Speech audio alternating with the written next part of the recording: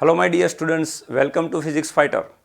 મિત્રો, આપણી ચેનલની અંદર એક નવો કોન્સેપ્ટ લઈને આવીએ છીએ કે જે વિદ્યાર્થી મિત્રો જીમીનની પ્રિપેરેશન કરે છે તો એને એક ચેપ્ટર વાઇઝ પ્રીવિયસ યરમાં પૂછાયેલા ક્વેશ્ચન, માની લો કોઈ તમે ચેપ્ટરની પ્રિપેરેશન કરો છો તો આખા પેપરનું સોલ્યુશનમાંથી તમારે કોઈ ક્વેશ્ચન ફાઇન્ડ કરવું આખા વિડીયોમાંથી, તો એ થોડું મુશ્કેલ પડે.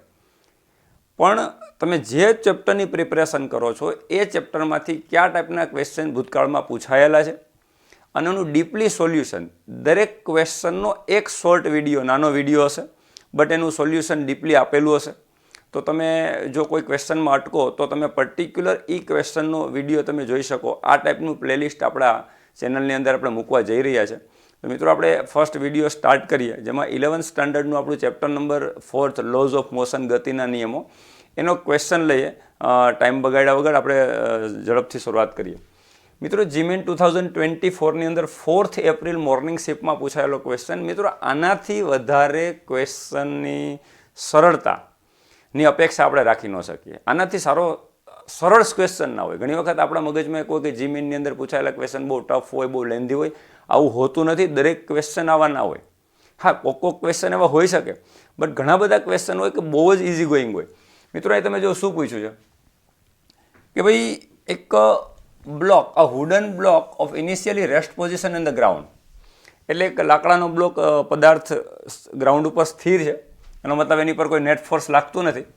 Pushed by the force with the increase linearly with the time. હવે એની ઉપર બળ લગાડવામાં આવે જે સમય સાથે સમપ્રમાણમાં બદલાય છે. આનો મતલબ શું કે ભાઈ એક પદાર્થ સ્થિર સ્થિતિમાં છે અને એની ઉપર એક બળ લગાડવામાં આવે અને બળ છે ને સમય સાથે સમપ્રમાણમાં બદલાય. એટલે પહેલાં બળ નહોતું, T=0 ટાઈમે, એનો મતલબ ગ્રાફ ઉગમ બિંદુથી ઉપર છે.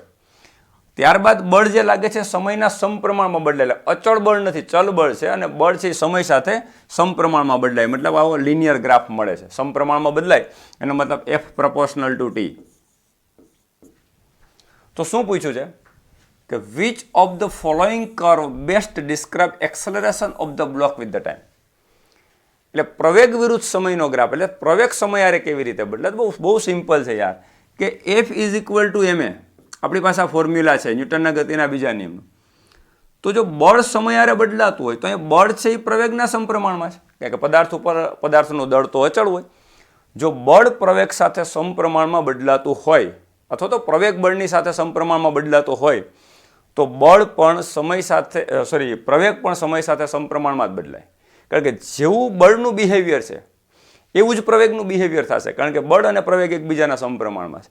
તો પ્રવેગ પણ સમય સાથે સમપ્રમાણમાં બદલાય. એનો મતલબ પ્રવેગ વિરુદ્ધ સમયનો ગ્રાફ દોસ્તો દોરશો તમે તો એ પણ ઉગમ બિંદુથી ઉપર છે, કારણ કે શરૂઆતમાં બળ 0 તો પ્રવેગ 0, બળ 0 તો પ્રવેગ 0, તો T=0 સમયે પ્રવેગ 0 થશે અને પ્રવેગ સુરેખ રીતે મતલબ સમયના સમપ્રમાણમાં બદલાશે. તો આવો ગ્રાફ જે છે આપણો રાઈટ આન્સર થશે. તો પ્રવેગ વિરુદ્ધ સમયનો ગ્રાફ ઉગમ બિંદુથી ઉપરથી સુરેખા, મતલબ આપણા માટે સેકન્ડ ઓપ્શન જે છે એ રાઈટ ઓપ્શન થશે. તો આઈ હોપ આ તમને સમજાઈ ગયું હશે.